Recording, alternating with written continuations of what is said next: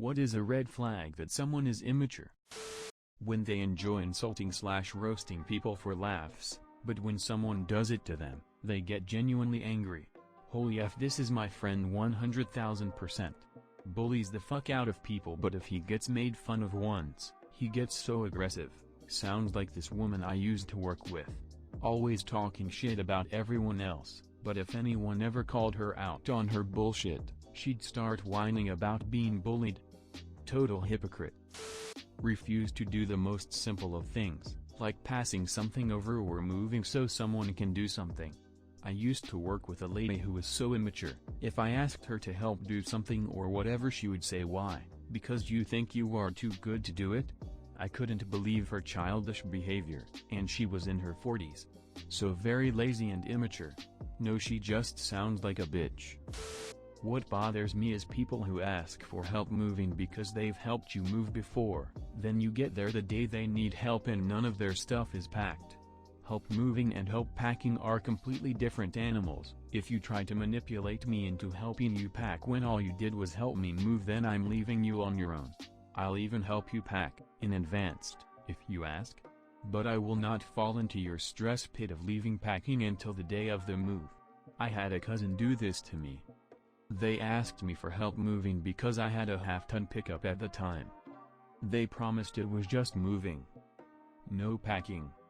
They'd have everything ready, so all we had to do was load up the bed of the pickup and drive across town to the new place.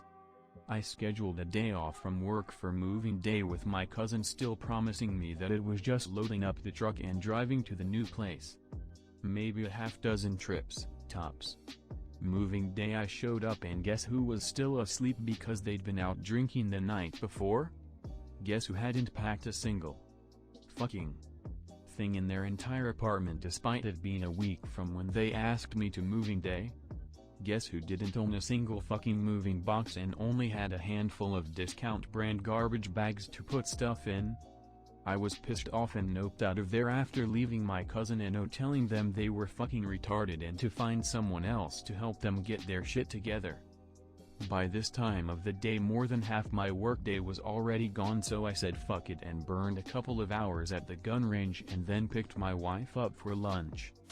When they complain about too much drama in all of their previous relationships, usually that means that they are the one causing the drama. Some people legitimately attract high-drama people, or are attracted to them. An old roommate used to complain about his crazy exes, and I eventually realized he wasn't wrong. He pretty much had a fetish for brilliant but unstable women. As is typical, he was super chill. Unfortunately, he also had a poor sense of boundaries and tended to invite disreputable people into his life. What I consider a red flag is when people say crap like no drama, or otherwise imply a low tolerance for drama. These are usually the people causing the drama and avoiding responsibility for it, in my experience. I have a difficult relationship with my father and an interesting one with my mother. Made for a tumultuous marriage.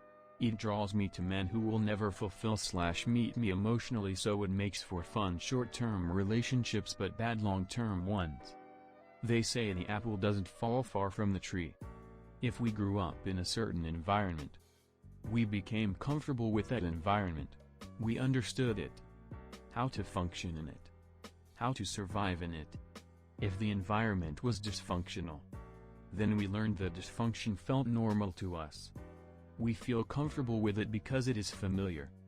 Then in our adult lives we may come to realize that certain parts of our normal childhood are actually not normal at all, bordering abusive.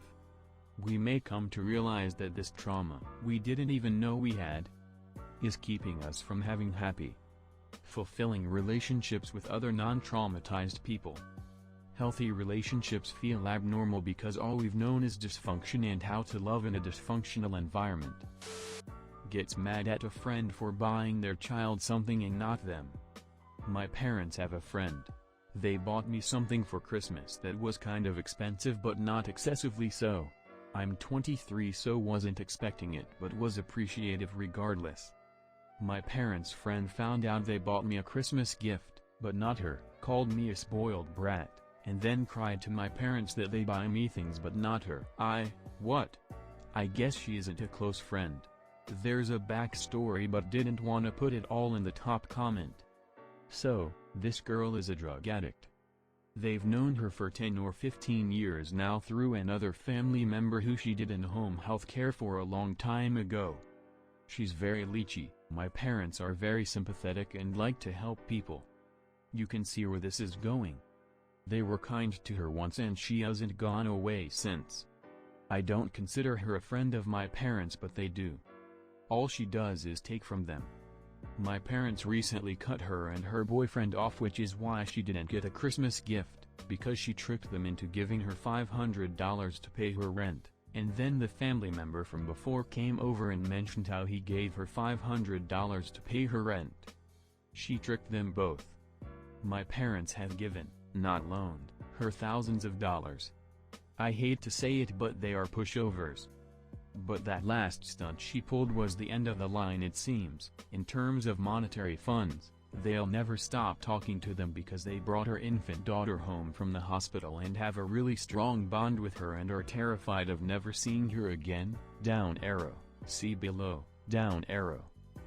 A while ago she lost her kids due to drugs and begged my parents to foster them all. Since that happened she is at my parents' house every night for dinner/beg for money. It's gotten to the point where I can't even bring my child, their blood-related granddaughter, over because she is shady and I dislike having my child around that kind of influence. So anyway, my parents bought me a bread maker that was about $130 for Christmas. They bought her kids, who she just recently got back, gifts but didn't buy her or her boyfriend anything because they are cut off. When she found this out she called me a spoiled brat and cried because they don't give her money anymore but they still buy me things. To put the kind of entitlement she has into perspective, she did the exact same thing when my boyfriend and I bought our house. Because she is convinced that my parents bought it for us, she refuses to believe we got the house through first-time homeowners loan because our credit was good enough to approve for it, and is pissed that they would have the audacity to buy their child a house but not her. I'm dead fucking serious. I've had interventions with them countless times and have told them to just cut them out of their life completely, but they won't because of the kids.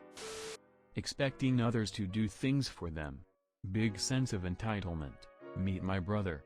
21 years old, refuses to eat unless he can prepare it in under 3 minutes or it is made for him. Will not, under any circumstances, drive himself anywhere. He's had his license for 5 years now. My parents still drive him to his friend's house like he's in elementary school. Gets agitated that our mom buys store-brand cereal, because it tastes like crap compared to the brand name stuff. Refuses to go to the store himself and buy his own damn cereal. It's infuriating. Sounds like someone needs to get kicked out tbh. Time to grow a pair. An inability to get along with people with significantly different viewpoints.